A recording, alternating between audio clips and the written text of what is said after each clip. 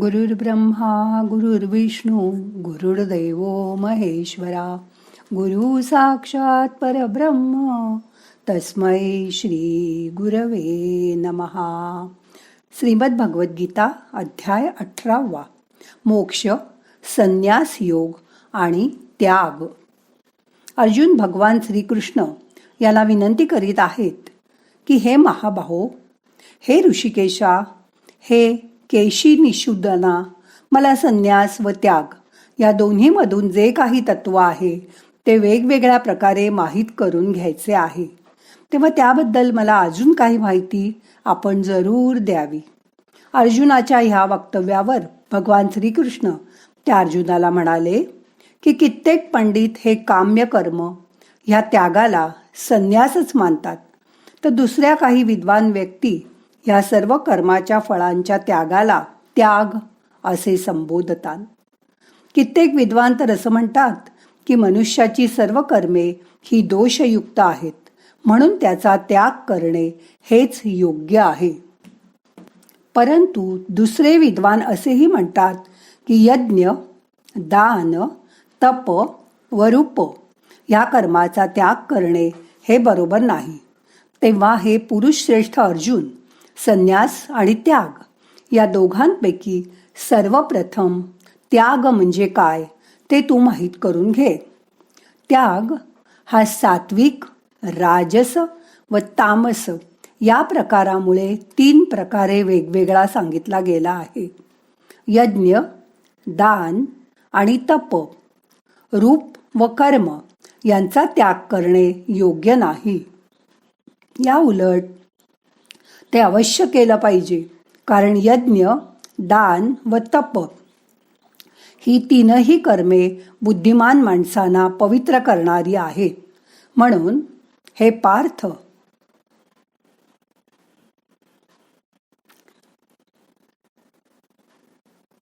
ही यज्ञ, दान, तप व रूप ही कर्म सर्व कर्तव्य कर्म, आसक्ती आणि फळाचा त्याग करून अवश्य केली पाहिजेत. हे माझे पक्के निश्चित असे उत्तम मत आहे. स्वरूपतः त्याग करणे योग्यच आहे, परंतु नियत कर्माच्या स्वरूपतः त्याग योग्य नाही. म्हणून मोहाने त्याचा त्याग करणे याला तामस त्याग असं म्हटलंय. जे काही कर्म आहे ते दुःखरूपच आहे असं समजून जर कोणी शारीरिक त्रासाच्या भीतीने आपली कर्तव्य कर्म सोडून देईल, तर त्याला असा राजस त्याग करून त्या त्यागाचे फळ कोणत्याही प्रकारे मिळत नाही. हे अर्जुन, जे शास्त्रविहित कर्म करणे हे आपले कर्तव्य आहे, या भावनेने आसक्ती आणि फळ यांचा त्याग करून केले जाते, तोच सात्विक त्याग मानला गेला आहे. जो मनुष्य कुशल नसलेल्या कर्माचा द्वेष करीत नाही आणि कुशल कर्मात आसक्त होत नाही, तो शुद्ध सत्वगुणी पुरुष, संशयरहित ज्ञानी व खरा त्यागी होय. कारण शरीरधारी कोणत्याही माणसाकडून पूर्णपणे सर्व कर्माचा त्याग केला जाणे शक्यच नाही. म्हणून जो कर्मफळाचा त्याग करतो तोच त्यागी आहे असं म्हटलं जातं. कर्मफळाचा त्याग न करणाऱ्या मनुष्यांना कर्माचे बरे वाईट व मिश्र असे 3 प्रकारचे फळ त्यांच्या मृत्यू झाल्यानंतर जरूर मिळते. परंतु कर्मफळाचा त्याग करणाऱ्या मनुष्यांना कर्माचे फळ कधीही मिळत नाही. हे महाबाहो अर्जुन, सर्व कर्माच्या सिद्धींची ही 5 कारणं आहेत. कर्माचा शेवट करण्याचा उपाय सांगणाऱ्या सांख्यशास्त्रात ती सांगितली गेली आहेत. ती तू माझ्याकडून नीट समजून घे. कर्म पूर्ण होण्यासाठी अधिष्ठान, कर्ता, निरनिराळ्या प्रकारची कारणं, अनेक प्रकारच्या वेगवेगळ्या क्रिया, तसेच 5वे कारण दैव हे आहे. मनुष्य मन, वाणी आणि शरीर यांनी शास्त्राला अनुसरून किंवा त्याविरुद्ध कोणतेही कर्म करतो. त्याची ही 5 कारणं असतात. परंतु असं असूनही जो मनुष्य अशुद्ध बुद्धीमुळे कर्म पूर्ण होण्यामध्ये केवळ आणि शुद्ध स्वरूप आत्म्याला करता समजतो, तो मलिन बुद्धीचा अज्ञानी खरं काय ते जाणत नाही. ज्या माणसाच्या अंतःकरणात मी करता आहे असा भाव नसतो, तसेच ज्याची बुद्धी सांसारिक पदार्थात आणि कर्मात लिप्त होत नाही, तो माणूस या सर्व लोकांना मारूनही वास्तविक तो मरत नाही आणि त्याला पापही लागत नाही. ज्ञाता, ज्ञान आणि ज्ञेय या 3 प्रकारच्या कर्माच्या प्रेरणा होत. आणि कर्ता, करण आणि क्रिया या 3 प्रकारचे कर्मसंग्रह आहेत. गुणांची संख्या सांगणाऱ्या शास्त्रात ज्ञान, कर्म आणि कर्ता हे गुणांच्या भेदानी 3 प्रकारचेच सांगितले आहेत. तेही तू माझ्याकडून नीट ऐक. ज्या ज्ञानामुळे मनुष्य निरनिराळ्या सर्व भूतांमध्ये एक अविनाशी परमात्मभाव विभागरहित समभावाने भरून राहिला आहे असं समजतो, ते ज्ञान तू सात्विक आहे असं समज. परंतु ज्या ज्ञानाने मनुष्य सर्व प्राणीमात्र भिन्न भिन्न प्रकारचे अनेक भाव अनेक प्रकाराने माहीत करून घेतो, ते ज्ञान तू राजस आहे असं म्हटलं पाहिजे. परंतु जे ज्ञान कार्यरूपी शरीरातच पूर्णासारखे आसक्त असते, तसेच ते युक्तिशून्य तात्विक अर्थाने रहित आणि तुच्छ असते, ते तामस म्हटले गेले आहे. जे कर्म शास्त्रविधीने नेमून दिलेले असून कर्तेपणाचा अभिमान न बाळगता फळाची इच्छा न करणाऱ्या माणसाने राग व द्वेष सोडून केलेले असते, ते सात्विक कर्म म्हटले जाते. परंतु जे कर्म अतिशय परिश्रमपूर्वक तसेच भोगांची इच्छा करणाऱ्या किंवा अहंकार बाळगणाऱ्या माणसांकडून केले जाते, ते राजस म्हटले गेले आहे. जे कर्म परिणाम, हानी, हिंसा आणि सामर्थ्य याचा विचार न करता केवळ अज्ञानाने केले जाते, ते तामस होते. जो करता आसक्ती न बाळगणारा, मी, माझं न म्हणणारा, धैर्य व उत्साहाने युक्त कार्य सिद्ध होवो अथवा न होवो त्याविषयी हर्ष किंवा शोक या विकारांनी रहित असलेला असतो, तो सात्विक म्हटला जातो. जो करता आसक्ती असलेला, कर्माची फळाची इच्छा बाळगणारा, लोभी, इतरांना पीडा देण्याचा स्वभाव असलेला, अशुद्ध आचरणाचा आणि हर्ष व शोक यांनी युक्त असतो, तो राजस म्हटला जातो. जो करता आयुक्त, अशिक्षित, घमेंडी, धूर्त तसेच दुसऱ्याची जीवनवृत्ती नाहीशी करणारा, शोक करणारा, आळशी आणि दीर्घसूत्री असतो, तो तामस म्हटला जातो. हे धनंजय, आता तू बुद्धी आणि धृतीचेही गुणानुसार 3 प्रकार भेद माझ्याकडून पूर्णपणे कसे विभागले गेलेत ते तू आता ऐक. हे पार्थ, जी बुद्धी प्रवृत्ती मार्ग, निवृत्ती मार्ग, कर्तव्य, अकर्तव्य, भय, अभय तसेच बंधन व मोक्ष यथार्थपणे माहीत करून घेते, ती सात्विक बुद्धी होय. हे पार्थ, जो मनुष्य ज्या बुद्धीमुळे धर्म आणि अधर्म तसंच कर्तव्य आणि अकर्तव्य हे यथायोग्य रीतीने माहीत करून घेत नाही, ती बुद्धी राजसी होय असं तू समज. हे पार्थ, तमोगुणाने व्यापलेली जी बुद्धी अधर्म असून सुद्धा तो हाच धर्म आहे असे समजतो, तसेच याच पद्धतीने इतर सर्व पदार्थांनाही विपरीत मानतो, ती बुद्धी तामसी होय. हे पार्थ, ज्या व्याभिचारिणीने धारण शक्तीने मनुष्य ध्यान योगाने मन, प्राण व इंद्रिय यांच्या क्रिया धारण करीत असतो, ती धारणा सात्विक होय. परंतु हे पार्थ, फळाची इच्छा असलेला मनुष्य अति आसक्तीमुळे ज्या धारणा शक्तीने धर्म, अर्थ व काम यांना धारण करतो, ती धारणा राजसी प्रवृत्तीची होय. ती धारणा राजसी प्रवृत्तीची होय. हे पार्थ, दृष्टबुद्धीचा मनुष्य ज्या धारणा शक्तीमुळे झोप, भीती, काळजी, दुःख व उन्मत्तपणाही सोडत नाही, अर्थात तेच धारण करून राहतो, ती धारणा तामसी होय. तेव्हा हे भरतवर्ष अर्जुन,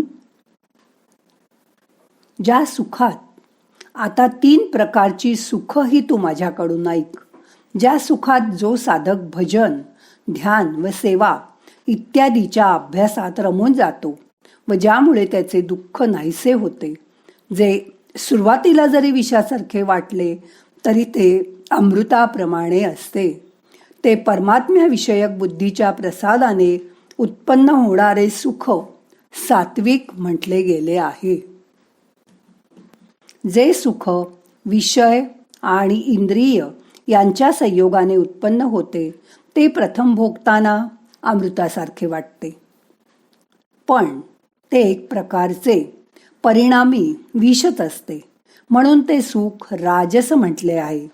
जे सुख भोगून आपल्याला आत्म्याला मोह पाडणारे असते ते सुख झोप, आळस व प्रमाद यापासून उत्पन्न झालेले अशा प्रकारचे सुख तामस म्हणून गणले गेले आहे.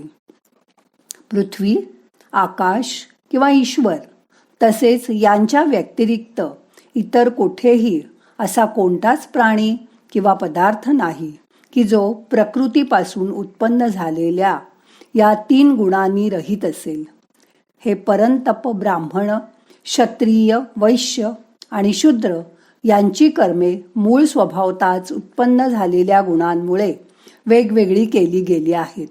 अंतःकरणाचा निग्रह, इंद्रियांवर ताबा ठेवणे, धर्मासाठी कष्ट सहन करणे, अंतर्बाह्य शुद्ध राहणे, दुसऱ्याच्या अपराधांना क्षमा करणे, मन, इंद्रिय व शरीर सरळ राखणे, वेद, शास्त्र, ईश्वर व परलोक इत्यादींवर विश्वास ठेवणे, वेदशास्त्राचे अध्ययन व अध्यापन करणे, तसेच परमतत्वाचा अनुभव घेणे, हे सर्वच्या सर्व ब्राह्म स्वाभाविक कर्म आहेत.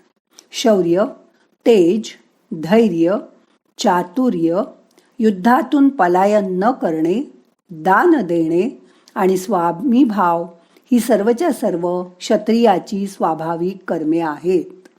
तर शेती, गोपालन व खरेदी विक्री करून सत्य व्यवहार करणे ही वैश्याची स्वाभाविक कर्मे आहेत. तसेच परिस्थितीनुरूप सेवा करणे हे इतर आपल्या सर्वांचे स्वाभाविक कर्म आहे. आपापल्या स्वाभाविक कर्मात तत्पर असलेल्या मनुष्यास भगवत प्राप्तिरूप परमसिद्धीचा लाभ होतो. आपल्या स्वाभाविक कर्मात रत असलेला मनुष्य ज्या रीतीने कर्म करून परमसिद्धीला प्राप्त होतो ती पद्धत तू आता ऐक.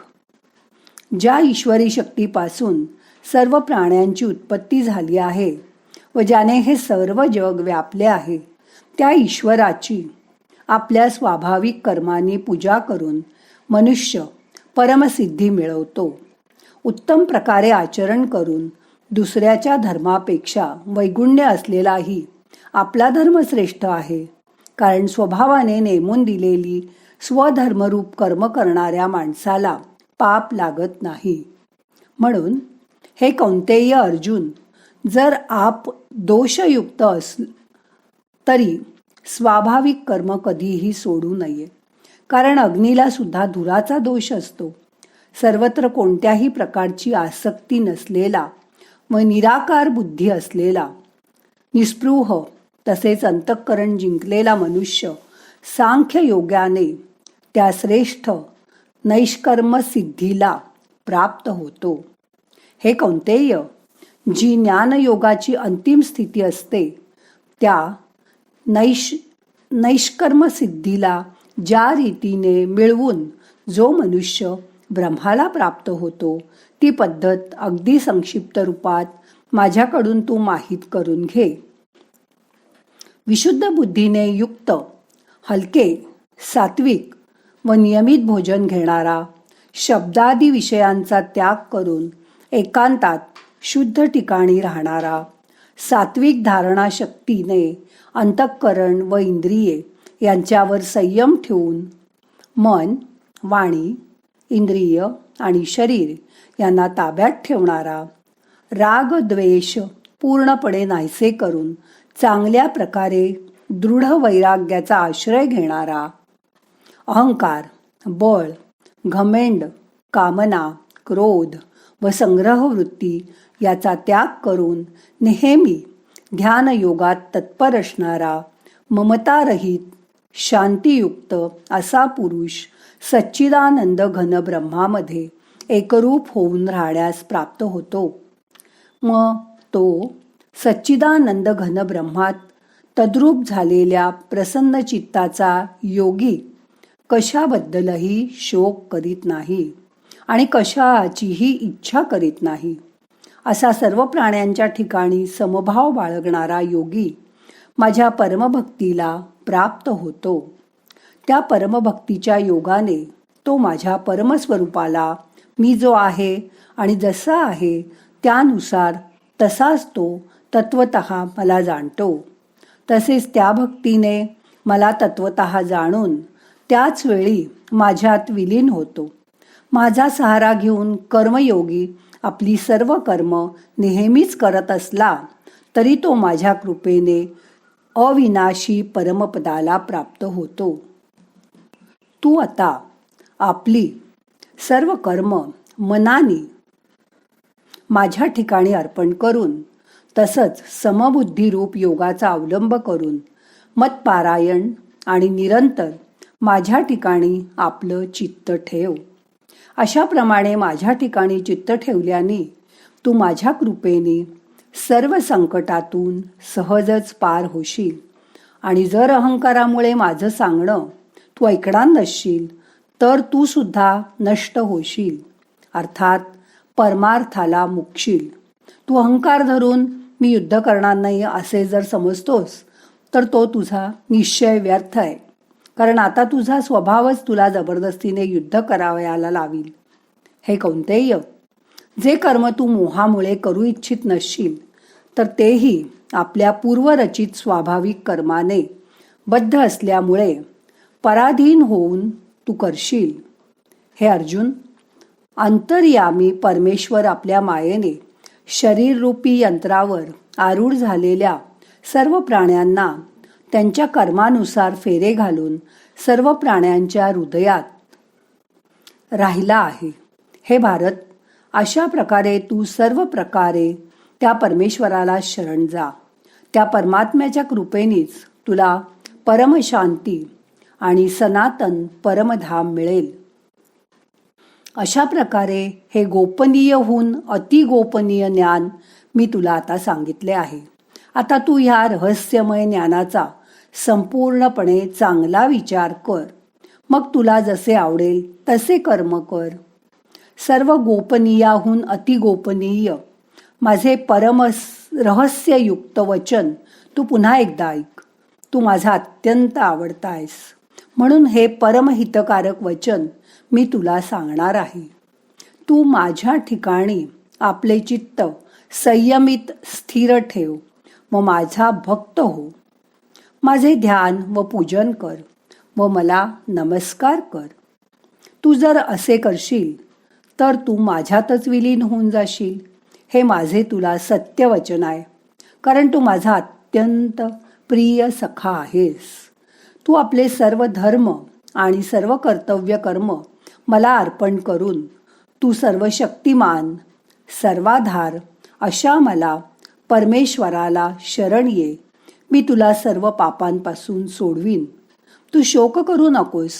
हा गीतारूपी रहस्यमय उपदेश कधीही तप न करणाऱ्या मनुष्याला सांगू नकोस. तसेच भक्तिहीन माणसाला आणि ऐकण्याची इच्छा नसणाऱ्याला सुद्धा सांगू नकोस. तसेच ऐकण्याची इच्छा नसणाऱ्यालाही सांगू नकोस. त्याचप्रमाणे माझ्यामध्ये दोष पाहणाऱ्याला तर तू कधीही हे सांगू नकोस. जो मनुष्य माझ्या ठिकाणी परमभक्ती व प्रेम ठेवून ही परमरहस्ययुक्त गीताशास्त्र माझ्या भक्तांना जो कथन करेल तो शेवटी मलाच प्राप्त होईल, यात मुळीच शंका नाही. माझे हे अत्यंत प्रिय कार्य करणारा त्याच्याहून अधिक मनुष्यात कोणीही नाही. तसेच पृथ्वीवर त्याच्याहून अधिक मला प्रिय दुसरा कोणी नाही, भविष्यकाळी होणारही नाही. म्हणून जो मनुष्य आम्हा दोघांच्या धर्ममय संवादरूप या गीताशास्त्राचे अध्ययन करील त्यांच्याकडूनही मी ज्ञानयज्ञाने पूजित होईन, असं माझं मत आहे. जो मनुष्य श्रद्धायुक्त होऊन दोषदृष्टी न ठेवता या गीताशास्त्राचे श्रवण करील तोही पापांपासून मुक्त होऊन पुण्यकर्मे करण्याच्या श्रेष्ठ लोकांना प्राप्त होईल. तेव्हा हे पार्थ, हे गीताशास्त्र तू एकाग्र मनाने ऐकलेस का? आणि हे धनंजय, आता तुझा अज्ञानातून उत्पन्न झालेला मोह नाहीसा झालाय का? तेव्हा अर्जुन म्हणाला की हे अच्युत, आपल्या कृपेने माझा मोह नाहीसा झालाय व मला स्मृती प्राप्त झाली आहे. म्हणून मी आता संशयरहित होऊन राहिलो आहे. म्हणून मी आपल्या आज्ञेचे पालन करीन. संजय म्हणाले, अशा प्रकारे श्री वासुदेव आणि महात्मा पार्थ यांचा हा अद्भुत रहस्यमय रोमांचकारक संवाद ऐकला आहे. श्री व्यासांच्या कृपेने दिव्य दृष्टी मिळवून मी हा परमगोपनीय योग अर्जुनाला सांगत असताना स्वतः योगेश्वर भगवान श्रीकृष्णाकडून प्रत्यक्ष ऐकला आहे.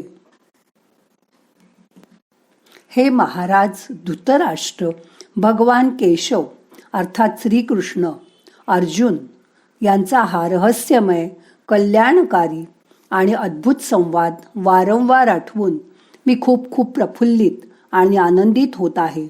हे महाराज धृतराष्ट्र, श्रीहरीचे ते अत्यंत अलौकिक असं रूप मला वरचेवर आठवून माझ्या मनाला खूप आश्चर्य वाटत आहे व मी वारंवार हर्षपुलकित होत आहे. जेथे श्री योगेश्वर भगवान श्रीकृष्ण आहेत आणि जेथे गांडीव धनुष्य धारण करणारा पार्थ अर्थात पृथापुत्र अर्जुन आहे, तेथे श्री विजय, विभूती आणि अचल नीती आहे, असं माझं मत आहे. अशा तऱ्हेने श्रीमद भगवद्गीता, उपनिषद, ब्रह्मविद्या आणि योगशास्त्राविषयी श्रीकृष्ण आणि अर्जुन यांच्यामधील संवाद असलेला मोक्ष संन्यास योग आणि त्याग नावाचा हा 18वा अध्याय येथे संपूर्ण होत आहे. श्रीकृष्णार्पणमस्तु. नाहं कर्ता हरि कर्ता, हरि कर्ता हि केवलम. ओम शांती शांती शांती.